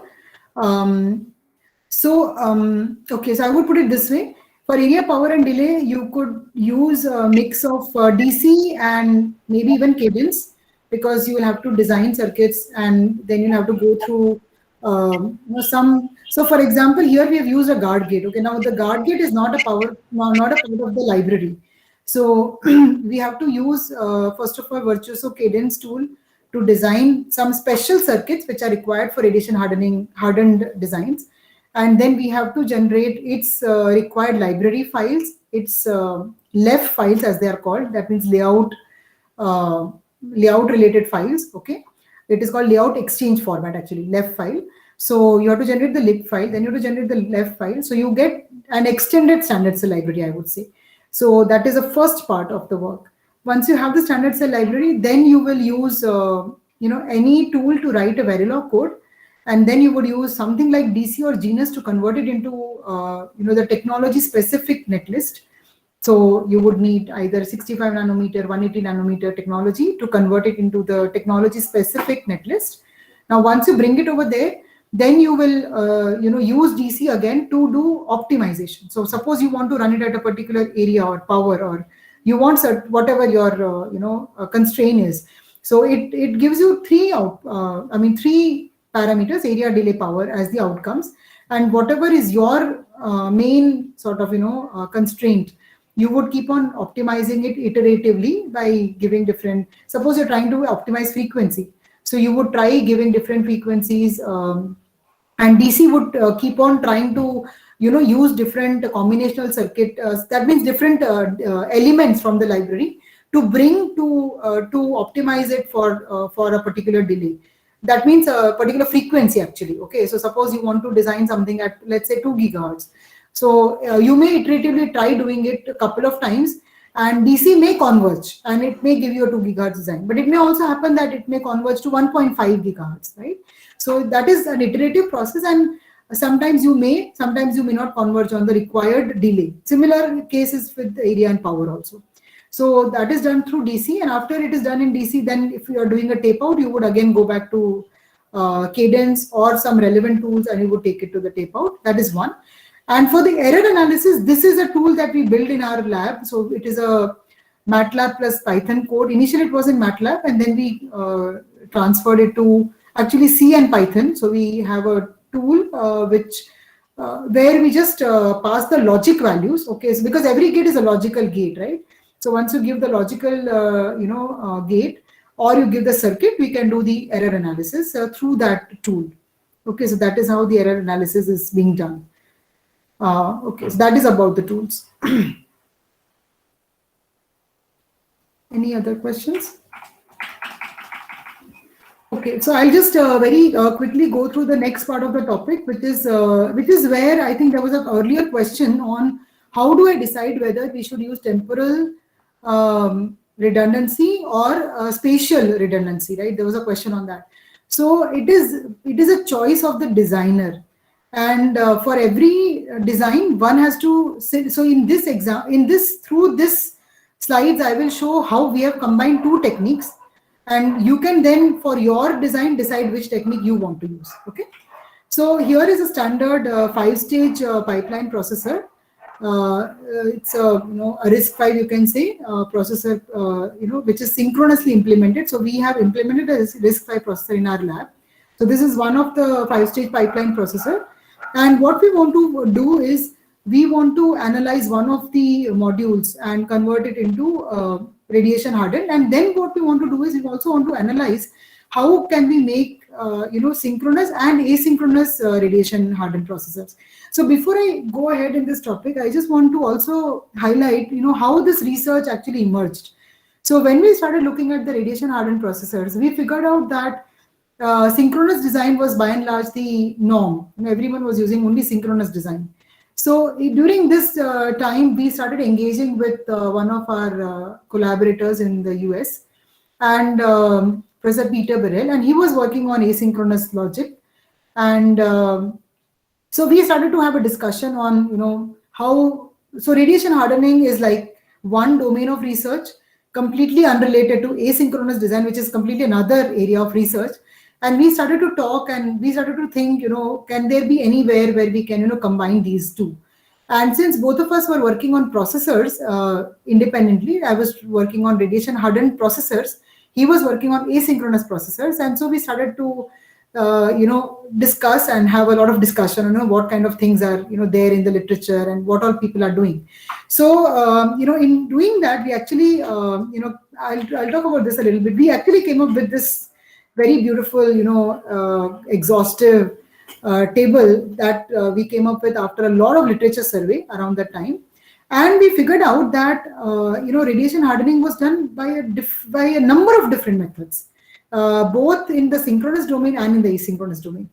And so we started to analyze, so I'll just go through a couple of them here so that you also get an idea of, what all these techniques are.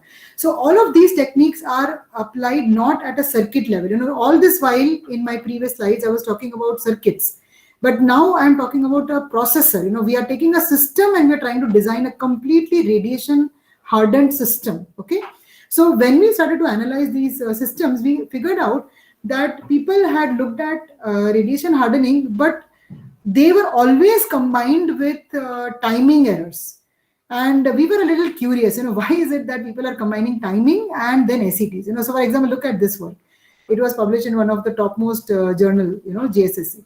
So why was timing and single event transient? Why were they combined? So we later on figured out that the kind of errors that we see due to timing and due to single event result into the same kinds of faults. That means your processor still fails. So the point here is not really who causes the error. I think someone was asking, why do these errors happen? So it's not really who causes the error, but it's really that error has happened and the processor is going to definitely fail if something is not done. Okay, so it did not matter in the processor whether the failure was due to a software error, that means a SET, or whether it was due to timing. Either way, you expected a value and you got a different value. Okay, and so it was interesting, in fact, for us to find out that people had combined, when they analyzed for timing errors, they actually also could combine for radiation.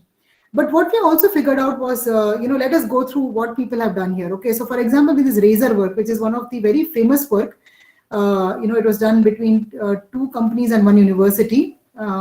And in this work, what they had done was they were looking at timing errors to begin with, because this is a company specific processor, and there the errors are due to timing. And what they were trying to see is, okay, if there is an error, and if it is timing related error, then I know that double sampling will help. Double sampling means temporal, right? You look at the value, then you wait for some time, and then you look at the same node again, and you're hoping that the timing error is resolved. So that's the meaning of double sampling. Okay, that is a detection method. Error detection method here is double sampling. So they figured out, okay, by double sampling, I can first detect the error. That's the first step in a processor. Okay, now after detecting the error, there were some techniques that were already prevailing for the processor. For example, instruction flush. Whenever an error happens, they used to invoke either clock gating. That means if the error was such that the entire processor is going to fail, all the rest of the instructions are going to fail, then you can just clock gate. That means you just stop the processor, sort of restart it all over again. Or you do instruction flushing. That means if one instruction is going to fail, then I will just reflush it. That means flush the entire pipeline, bring the instruction all over again, right? And I know that the timing failure now will not happen because it was also temporary. Okay, so and then similar technique like architectural replay, for example, just do it all over again. That's called architectural replay. So all of these technique, time borrowing, that means I'm giving little bit extra time for the error to resolve, and then I carry on. All of these techniques were used for correction. Okay, and either transition detector. A transition detector is nothing but a glitch filter kind of a technique, or double sampling. These are the 2 techniques that were used for synchronous design. And when we started discussing about asynchronous design, we also found that there were actually works which were, so Blade, for example, was the RAZOR complementary work, but for asynchronous. Okay, so Blade and RAZOR are like complementary works, one for synchronous, one for asynchronous. And this was a work from Peter Burrell's group. And so we started to analyze Blade, and we said, okay, let us use it for our work. And that resulted into a new work, which is what I will very quickly discuss. So we started with the synchronous versus asynchronous design. In an asynchronous design, you don't have a clock. So the clock gets replaced by a controller. And so we have to design a controller which is radiation hardened. And we have to ensure that this entire processor works perfectly fine even when there are soft errors. So around this time, one of my students was working in Peter Burrell's group, and we at the US, and we were discussing and having a lot of discussions, and we figured out that, okay, I can probably skip this slide because this is just how asynchronous design works. We figured out that there was something interesting about asynchronous radiation hardened design, which was only possible in an asynchronous design and not in a synchronous design. Okay, so what was that observation that the student made? So the observation was that in a synchronous pipeline, okay, whenever data passes, it always passes in a in a lockstep fashion. That means the data enters in one flip-flop or a latch, and there's a combo logic, and then the clock proceeds and puts it in the next block, and the clock puts it in the next block, and so on and so forth. Okay, so once the data has gone here, and now if an error happens here, then the only option that the synchronous guys would have would be to completely do an architectural replay. That means you stall the pipeline, put the instruction all over again, and completely replay the thing. That means you lose all the number of cycles for doing all of this work. You have lost time in detecting the error, then you're going to flush out the entire instruction, then you're going to get the instruction all over again, and then you're going to completely replay it. Okay, so you have lost all of this performance. Every time an error happens, you sort of go through this entire time that you have to give to recover the pipeline. Now, in an asynchronous logic, what happens is every flip-flop or a latch is actually controlled by its local controller. Okay, so there's a controller which talks to another controller. So this is done through handshake. So this controller tells this controller that, okay, my data is latched and I have forwarded it over here. So you may now, start latching it. So this controller sends a signal to this controller, And then this controller, turns on the clock of this latch and it latches the value.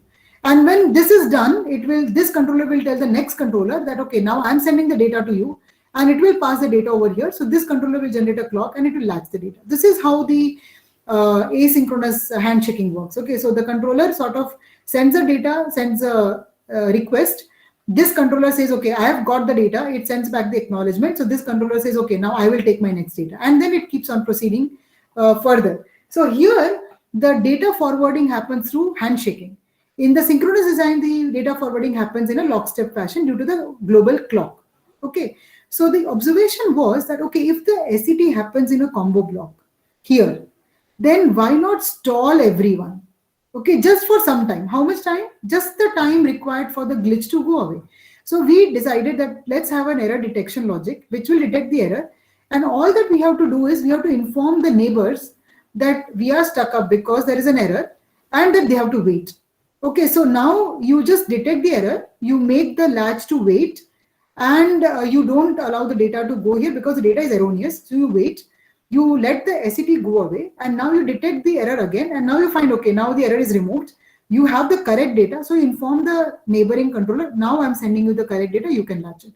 So what we have done is we have avoided the entire architecture replay. Why? Because we have detected it, and this only is possible in asynchronous. Why? Because the controllers are all distributed. It's not a common control like the global clock. It's a distributed control, right?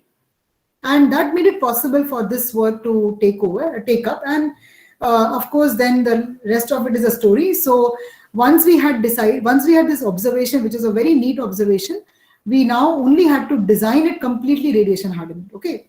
So now I will answer the question that someone had raised about how do we combine different techniques to make a completely radiation hardened processor. Okay. So what we did was, when we designed this is a radiation hardened asynchronous design. Okay, what we did was we took this combinational block and we first put a glitch filter over here. Okay, so that way we managed the SETs not to go to the latch. Okay, so that was the first thing we did. Second thing we did was we added this error detection logic so that the controller is informed that the data is erroneous and it will be handled. Third thing we did was we made this latch itself radiation hardened. So someone was asking, right, about the memory. So similarly, we use a dice flip-flop here, a special flip-flop which is inherently SET hardened. So any error in that flip-flop will not cause the flip-flop to malfunction because of radiation, because of the radiation errors. So that was the third thing we did. And the fourth thing we did was we made this controller GDMR. Because this controller was a small combination logic, it was a tiny logic, so making it GDMR will not add to the overall area of the processor. So you can see that the area of this entire processor, when we compare it with the synchronous design, is not very large. Why? Because only the controllers are made GDMR. The additional logic that we have is this EDL, and the additional logic that we have is that the normal flip-flops are replaced with the radiation hardened dice flip-flops. So we have made 4 changes. So we have combined many techniques, as you can see here, to make it into a completely radiation hardened processor. Okay, so I think that answers the question someone was raising, that, how do we sort of combine different techniques? Okay, so what you will use for your processor is very specific to your design requirements. Okay, I hope so far I'm making sense. I mean, this topic is clear. So these are the different things. I will skip all of these slides in the interest of time. It just explains how the whole thing works. This is the basic GDMR controller. I mean, the entire error detection module plus correcting module. All the important terminologies are over here. Okay, so this is the radiation hardened GDMR controller, error detection logic, combination logic, the dice latch. Okay. And we had to use, of course, different tools now because we were dealing with asynchronous controllers. So we made a burst mode diagram for the controller. Then we had to use a 3D tool. This is an open source tool to get the complete controller. And then, of course, we designed the complete error detection logic. This is a diagram for it. And then we tested it. The most important outcome of this work is the flow, the automated flow. I think this is the most important outcome. Any synchronous or asynchronous design will only be favorable, especially in the digital domain, as I said, if there is enough CAD support. And for us, that was the main target. We should have something that's completely automated. So as you can see here, we start with an RTL of the processor, RISC-V Plasma. In this work, we use Plasma also. So we would start with the processor RTL code. We would synthesize this using DC and get the gate level netlist. And now our work begins. So here we have our own parser. As you can see here, a Python code which takes the gate level netlist and converts it first into a GDMR technique. Then what we do is we resynthesize it using our own custom cells. So this is designed by us. That means guard gates, filter circuits, dice latch, dice flip-flops. These are all custom cells. And we resynthesize it completely, again using DC, and we get the new netlist. And now we have the functional verification and all of that we do at this level. Finally synthesize it after all the tests have been carried out, and we get the area, power, and delay result. So this entire process is completely automated. That's the main outcome of this work. Okay, and I will skip all of this. So the simulation results and all are present here, just to show that how errors are detected and then how they're corrected. So this is a complete VDMR controller. Even if there's an SCT, there are no failures. And this is the final slide where we have compared our work. Plasma is the processor which is used here, as I said. And you can see here the frequency of operation.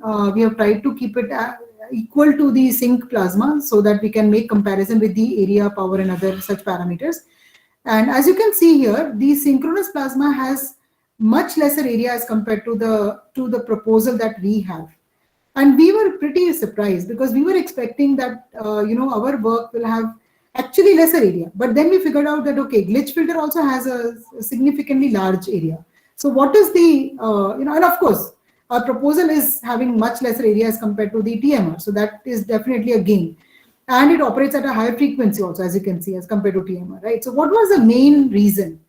And we analyzed it and we figured out that the main reason was that we were using dice flip-flops. So when we take a bigger design, when we take a system level design, the overheads are going to be due to combo logic and due to the sequential components. The sequential components here are the flip-flops. So if your number of flip-flops are very large, then because every flip-flop is now going to take double the area, the total area increase is going to be very large. So what I'm basically trying to say is that depending on the design that you pick up and the ratio of how much combo block versus sequential block you have, the area benefits that this proposal will give you will vary. If you have larger component of sequential part, then you will of course have to give a lot of area. But if you have a smaller component of the sequential part, then your area benefits will be significantly large. That's the main outcome of that understanding, was also one of the important outcome of this work. Okay, so here are some of the references for this work, and I would of course like to acknowledge all the funding agencies without which it's impossible to do this work, and all my students who have worked very hard, I would say, and of course students of Professor Peter Barrera also, without whom it wouldn't have been possible to even do this kind of intense work. Yeah, so that's all. And I will now take questions. I hope I'm on time. Yeah.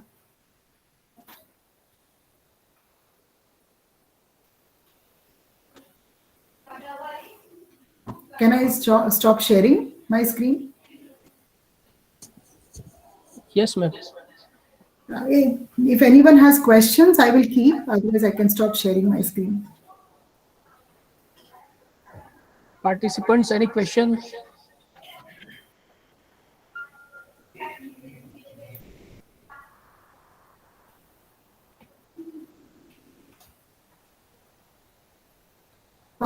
Okay, now I think I can see the chat messages. Okay. Is this technique compatible with FPGAs as they are using only standard cells? I think this is an excellent question. So in fact, we have ourselves asked this question, whether we can use this in FPGAs. So one difference that you would observe is that in an ASIC, you have the option of using your own gates, right? The guard gate or any filters that you want. But in case of FPGAs, you have only lookup tables. So the hardware is already sort of, designed. You can't do much with the hardware there, right?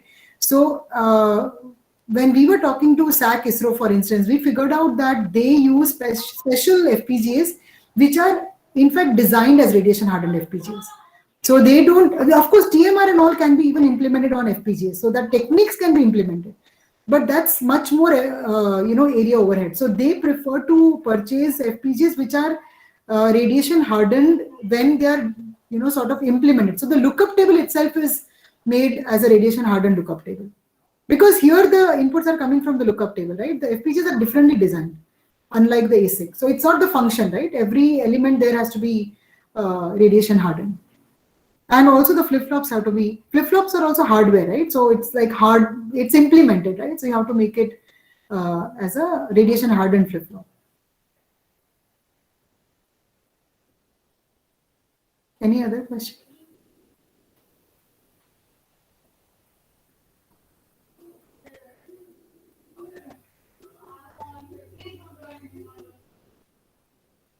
Okay, thank you for staying for such a long session, and that too during lunch. I was not expecting everyone to stay back, because when Professor Patel wrote to me, I hope I'm getting the name right, about the timing, I was indeed moved. I said, okay, people are going to miss the lunch for my talk. Thank you all for. And we have got the Monica ma'am that it was an amazing session, the best one so far, and that she could not move from her place for even a second. Okay, thank you so much. This one. Okay. Okay. Okay. Thank you very much, ma'am, for delivering such a wonderful talk. Very nicely, you have explored the basic concepts related to radiation effects, single event effects, and other related topics. Also, you have given idea about different simulation tools for a particular kind of analysis. Definitely, this will be useful to the participants who want to work in this area. Once again, thank you very much, ma'am, for this talk. Thank you. Sure. Bye bye, everyone. Thank you, ma'am.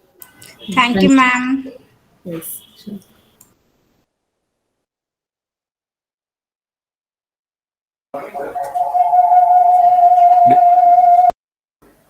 Dear participants, Dear participants, we have next session at 3 o'clock. So there is a lab session. So we remain present in meeting.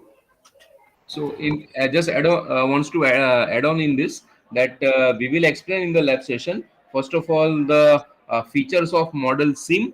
We will discuss how model sim tool as a EDA tool, how it will be differ with Quartus 2.